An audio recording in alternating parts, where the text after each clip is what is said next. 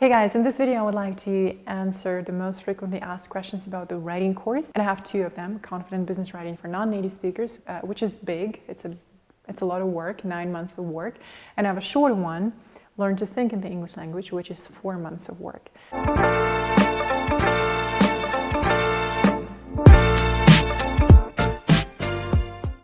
I get a lot of requests from non-native speakers who want to reach native-like fluency, and they all ask the same questions, so I decided to answer all of them. Question number one: a writing course, does it mean that you give us topics and we write on these topics? My answer is not exactly. My writing courses focus on shifting the thinking paradigm, learning to write in English for those people who speak English from birth, which is for native speakers, means that we're able to communicate our ideas in such a way that native speakers find it easy to understand. That means that we need to think differently in order to communicate our ideas. In the writing course, either of them, you need to write a lot. Many people choose to write every single day. And in the beginning, yes, I give you topics to write about, but the purpose of giving you topics is not that you have to strictly follow that list and write about what I think is important. I only do it because when I give people a task to write about anything they want, most people go like, oh, but what do I want? What do I write about? What do I want? What do I want? Most people are lost here. This is why I suggest, I don't give you topics, I suggest 30 topics at the beginning of the course, and I suggest 60 more topics at the end of the course so that you can continue practicing, so that you keep your journal entries in the English language. But these are only suggestions, and if you want to write about something else, maybe something work-related, maybe something that you personally want to learn to communicate better in writing, it's totally up to you. But the writing course definitely means that you write. And the best strategy is to start a blog and to write something every single day. It doesn't have to be public. It can stay just between you and your trainer. It can be for a very limited audience, but it must be regular practice and it must be in the English language. That's the whole idea of the writing course. Most people who started, they write a lot more in English than they usually write in everyday life. But ultimately, you want to learn to write about anything you think is important. And the focus of the course is not to learn to write when you're given a topic. You need to learn to communicate what you feel and what you think and what's important for you. Question number two.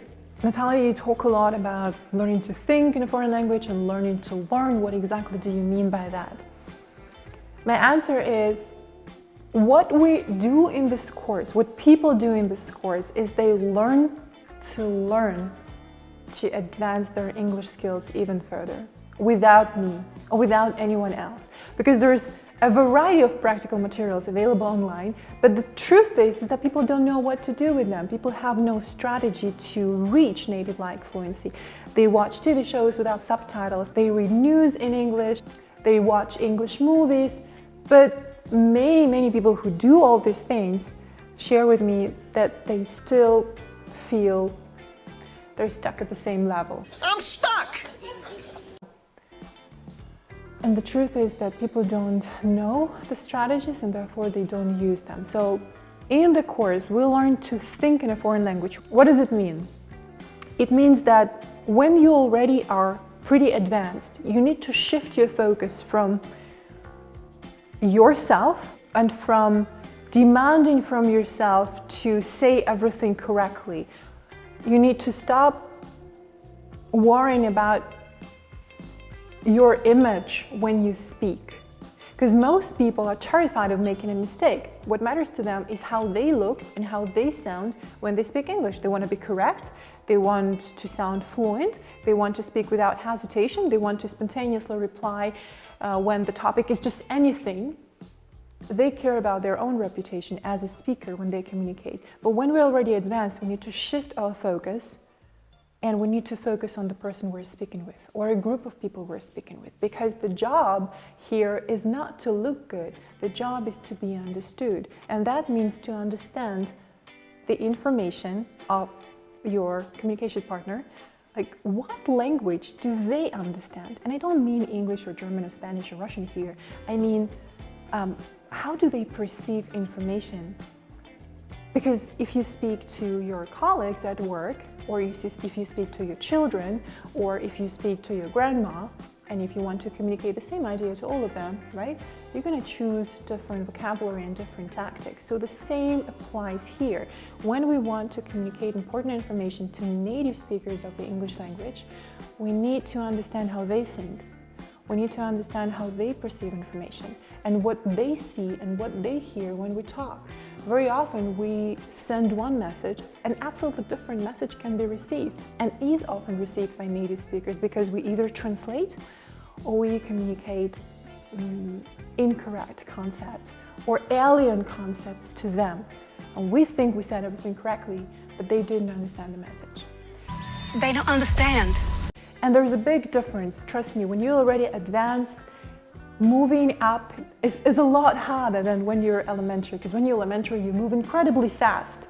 You learn 10 new words and you make amazing progress and you already can understand so much more. But when you're already advanced, moving up feels, it feels that it takes a lot longer. And therefore, there is tremendously big difference between fluent and almost fluent. When you know all the words, but you're almost fluent, which means you forget your articles, you misuse your prepositions, your inflections are kind of wakey, your intonation is off, or your word stress, your sentence stress is off. Native speakers will understand you, of course they will, but you don't sound like one of them, and you're not very easy to understand.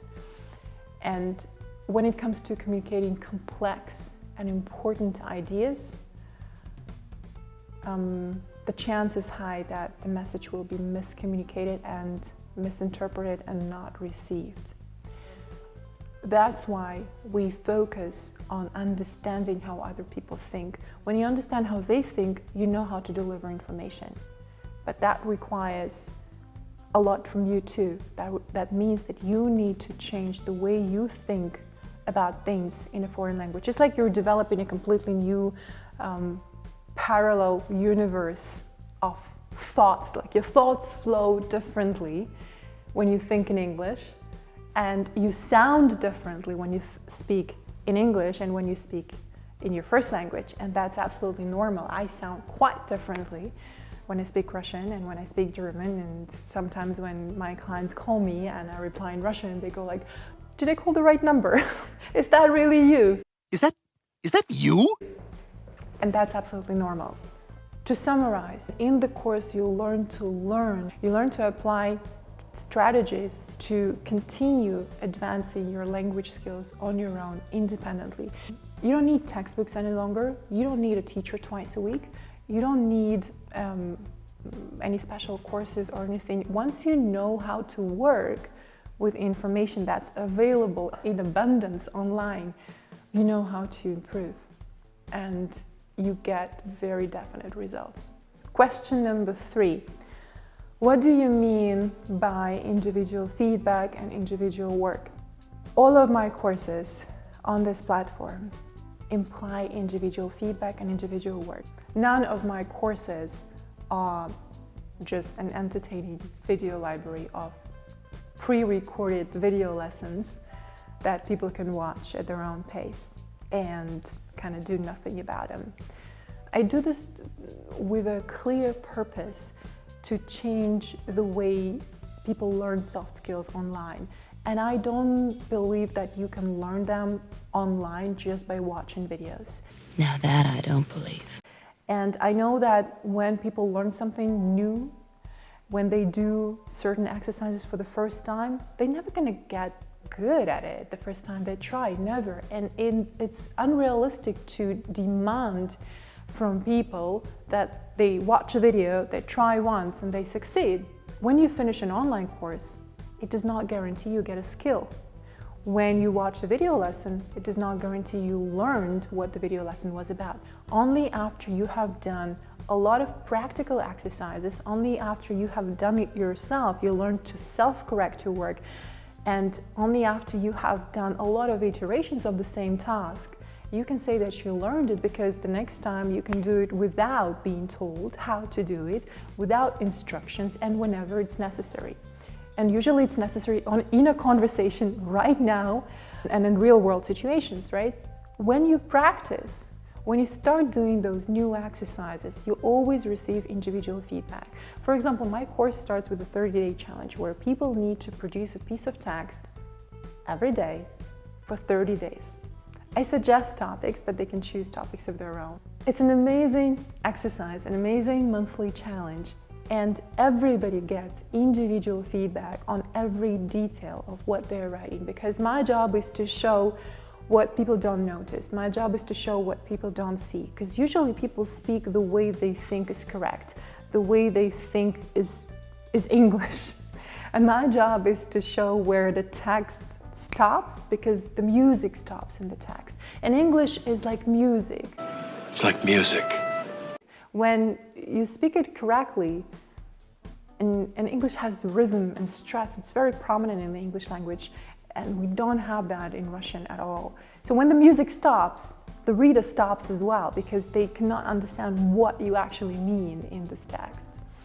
And I comment on every single thing, so we work with every person individually when they submit their homework. And that's, again, I'm going to repeat myself, but that's the ultimate value of the course.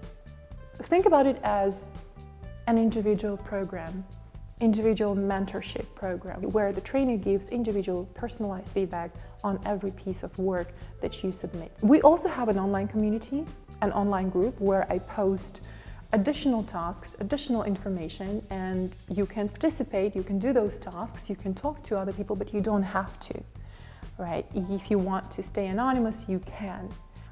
What is valuable about this group is that you can see how other people work, you can understand how feedback works, and you can also learn to work with this feedback.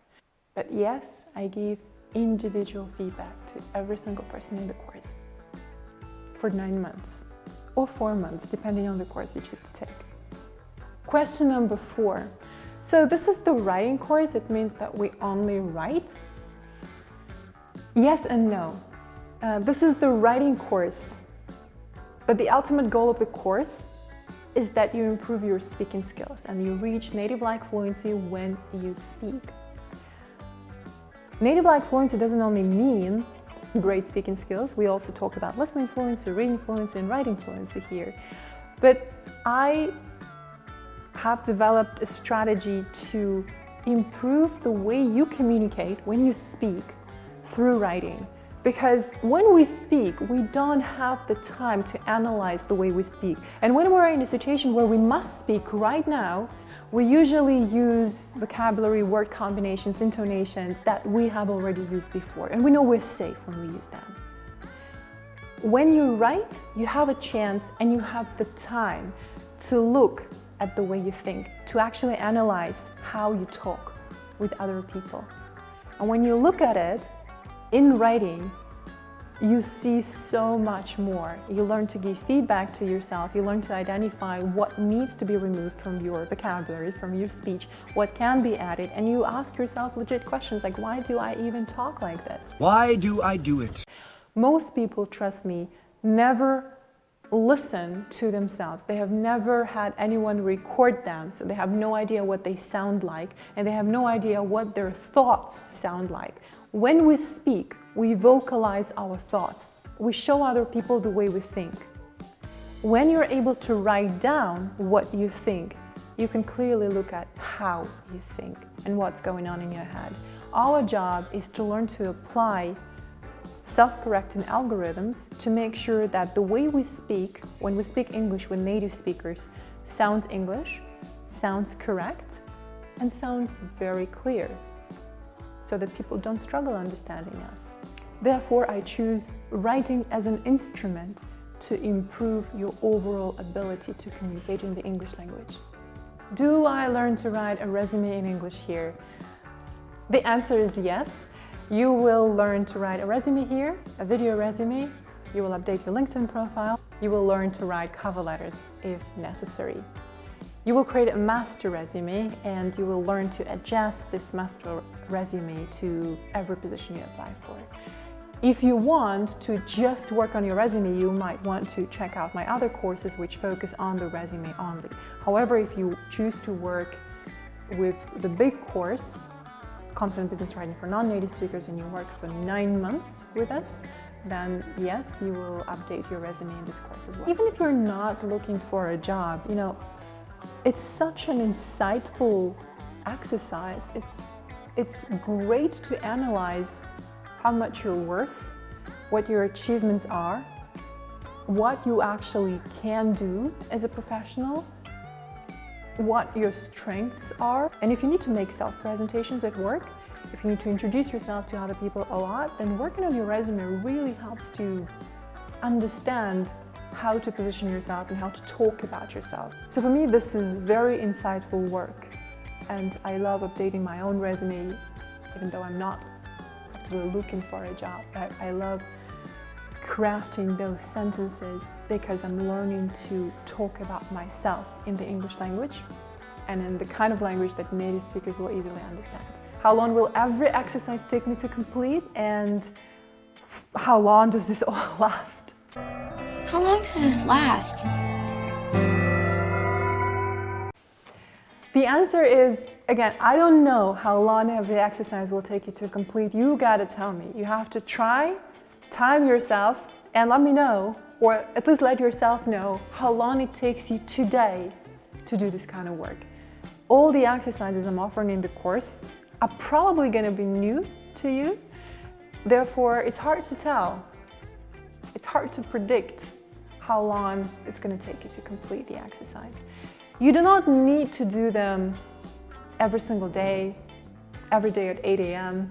or 8 p.m. You decide what schedule you want to have. There are absolutely no deadlines, there is no pressure, you don't have to report when you do the homework and how you do the homework. It's absolutely self-paced participation. When you start doing something new, something you have never done before, it's going to take you longer than you think or than you expect, because people have expectations that are not always connected to reality. And then it takes you less and less time, which is normal. You get access to all the course materials for 9 months. And if you have ever taken either of the courses, Confident Business Writing for Non-Native Speakers or Learn to Think in English, you get lifetime access to the online community where we keep practicing. It doesn't matter when you started the course or when you finished it. You can also join live videos that are for everyone who has ever taken the course. You can ask questions and I will answer your question in a video, and you will be receiving video recordings of every meeting forever. It doesn't really matter when you have finished the course, you will receive lifetime access to the playlist with all those videos so that you can watch certain videos. If you forgot something, you can remind yourself of the instructions to do certain exercises, and you can be involved in this real-time practice and feedback environment. Why are there no deadlines in the course? I believe that everyone is different. The course focuses on every individual, and I give individual feedback to every single person. And every time I see that different people need different amount of time to complete the same exercise. We all come from different backgrounds. We all learn differently. We are different. And self-paced participation works best for everyone, at least in my experience. A lot of exercises in the course mean that people need to practice on their own first before they submit their work. So self-paced participation allows people to rephrase, retry whatever they're doing and then submit their work. Trust me, somebody needs 2 minutes to do that kind of task, and somebody needs 202 minutes to do this. But everybody gains so much when they're given this time to deconstruct whatever is not clear for them, to ask the questions they need to ask in order to actually complete the task, and to rephrase what they think is correct in English. I always say that writing is not as important in the course as editing. Everybody can write, especially if you're already an upper intermediate or an advanced learner of English. You can definitely write in English. The point is not to write. The point of the course is to learn to edit your thinking. And editing is a huge amount of work here in the course, at least. So I don't think it's reasonable to set deadlines for this kind of work, because everyone is unique and everyone is very different. Each one is unique. And I don't want to create any pressure in the course. Everyone is busy, everyone has their own life. Somebody does their homework in the evening, somebody does it over the weekend, and it's not me who should decide when the deadline is, or how soon you should submit the work, or how long it should take you to do this kind of work. You decide, because it's your life. How exactly is the course structured? And what do we do all 9 months? The course is structured the following way. You will see chapters on the left when you enter the program, when you enter the platform. And every chapter focuses on a specific skill. You learn a different skill in every chapter. And if you're taking the course Learn to Think in English, you can start anywhere. You will arrive at the place where you need to be. If you're doing the longer course, we always start with a part that teaches you to think in the English language. And you cannot really move on before you learn how to self-correct your writing, before you learn how to edit your writing. There are more than 40 video tutorials. There is a playlist with live videos, and each video is about 30 to 45 minutes long. In the live videos, I deconstruct your work. So I collect the most frequently asked questions or the most frequent mistakes, and we deconstruct your work together. I show you how to apply the algorithms that are suggested in the course on real examples, and these examples come from you. So the live videos are not me telling you how I work with my text. No, it's always your text and your work.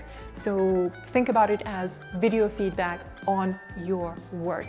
And I'm helping you to do it better by guiding you and by showing you how to apply the strategies a little bit better. There are also video tutorials in the course. Almost in every chapter there is a video tutorial. So whenever I explain something, I show you exactly how you can do it yourself. So you see my screen and you can repeat exactly what I'm doing. So this way it's easy to understand. There are also assignments at the end of every chapter, which means in order to give feedback to yourself, whether you really mastered that skill or you need to work on it a little bit longer, there is an assignment. So once you complete the assignment, you understand how well you've learned the skill. A lot of assignments imply sending a video message to your trainer. Don't miss out on this opportunity and practice your speaking skills, because remember, this is the ultimate goal of the course, so that you learn to apply all the algorithms that you are learning to edit your writing in real situations when you speak to native speakers. And of course, there are a lot of practical tasks, and there is real-time feedback, individual real-time feedback to every participant of the course. What do these self-correcting algorithms mean? I share the algorithms that I use myself to check if whatever I'm saying is correct, whether my message is being received correctly. Most of the resources I share with people are free. They're available online.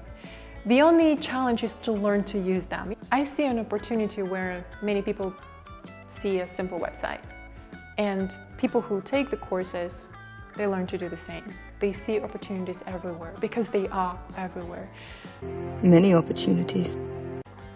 So I share about 20 different resources that you can use depending on the situation, depending on the context, to check if your ideas are correct, to check if whatever you're writing is English, is written in fluent English, clear English, and if your message will be received correctly. You don't have to use all 20, but I like to have variety. And it's not enough to use one. I recommend using at least 5 or 7 in every given situation, just to be very sure. And the fundamental principle behind those algorithms is that you do not learn from me. because I'm not the ultimate authority here. Probably my unfair advantage is that I'm also a non-native speaker, but whenever I speak with native speakers, they often mistake me for someone who grew up in one of the English-speaking countries. But you don't learn from me, and I don't learn from one person who says they are the authority. We all learn from native speakers. We learn from people who speak this language from birth, because they know better. And of course, we want to learn from people that we like, from people who are educated, who use the language correctly, people who have some insightful ideas to share with us.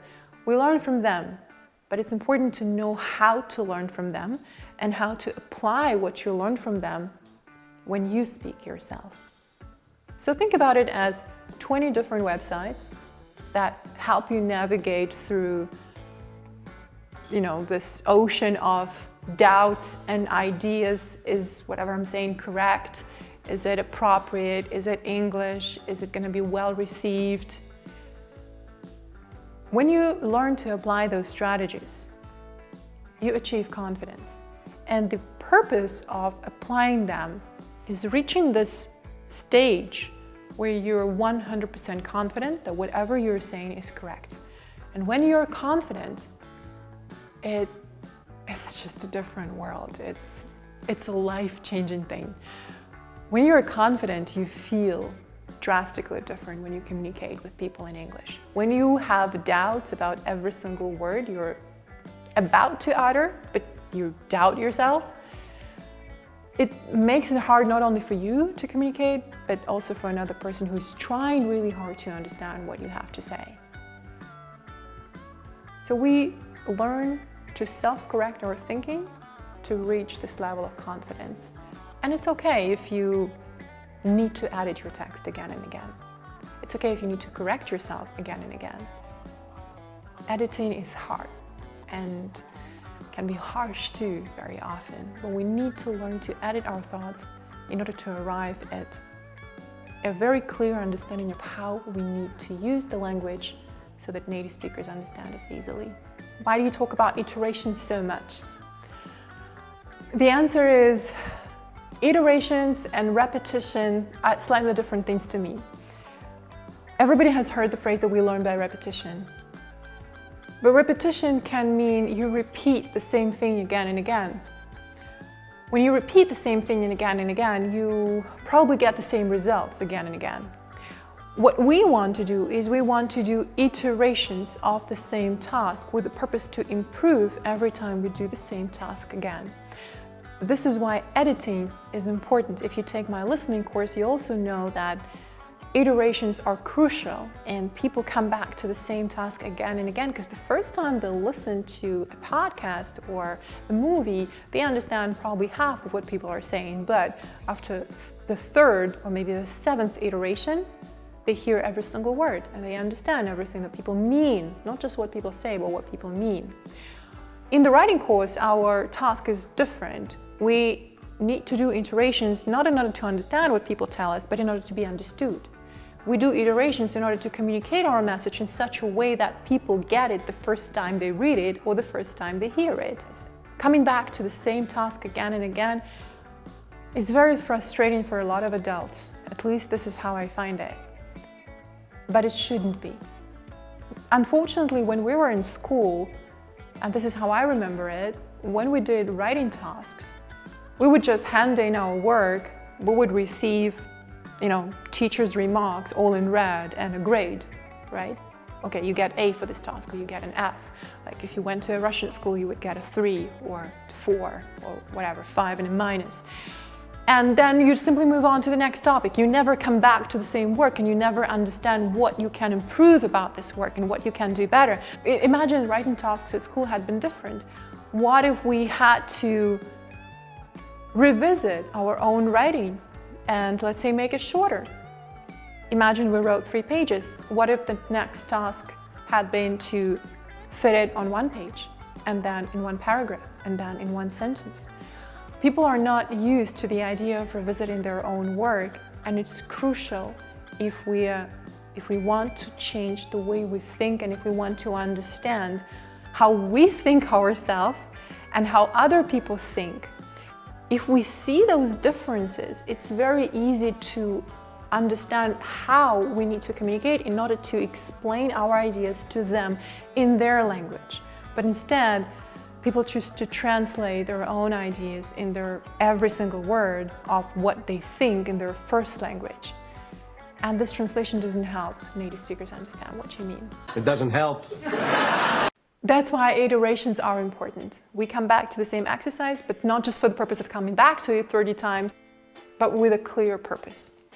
Okay, Natalia, you say that we need to stop translating, but I cannot live without Google Translate. So what if I don't know the word? And what if I only have the Russian version, or whatever your first language is, the Chinese version of what I want to say in English? Where do I go if I cannot use Google Translate from now on? This is true. The first task in the course is to stop translating. The first task is to ditch Google Translate because it's not helping you. I explain in a lot of detail why you need to do that and what happens when you use Google Translate. And don't worry, I give plenty of alternatives that you can use once you stop translating every single word. It's uncomfortable in the beginning, and then it gets easier when you understand how this works. Do we actually ever focus on business writing? Yes, the course is called Confident Business Writing for Non-Native Speakers. But in order to go to business communication, emails, presentations, cold emails, pitches, marketing materials, whatever we're talking about here, you need to learn to structure your thoughts in English, in correct English. This is why we do the first 3 chapters first, where you learn to think in the English language. And then, of course, we focus a lot on business emails. And, you know, you guys know how to write emails better than I do. But what I focus in the course here is how your message is received when somebody from another cultural background reads your message. I deal with a lot of cross-cultural conflicts, and they all happen in written communication. Let me give you a very simple example. A lot of Russians are being seen as rude, intentionally rude, when they write to their English-speaking colleagues. My clients whose first language is Russian share with me that their English-speaking colleagues say they don't like their accusatory tone. They don't like that they're being very blunt about certain things. They don't like that they're impolite in their emails. And they say they're too direct and too cold, of course. And I know that people don't mean that. But what happens is that they translate the way they would write an email in Russian into English. They translate word by word, and this is what happens. So in the business part of written communication, we focus, of course, on the structure of the email, the anatomy of the email, the tone of the email. You got plenty of examples, but we also focus on this cross-cultural thing, so that when we write to someone who is in the US, they read our email and they want to collaborate. When we send a cold email to someone who lives in London, they want to open our email and they want to respond. Well, this has been a list of questions that you guys ask about the course. If I missed anything, let me know if you have more questions, and I'll do my best to reply in the comments or in the next video. And if you are interested in checking the curriculum of the course, please click on the link below, and I'll be very happy to welcome you to the course.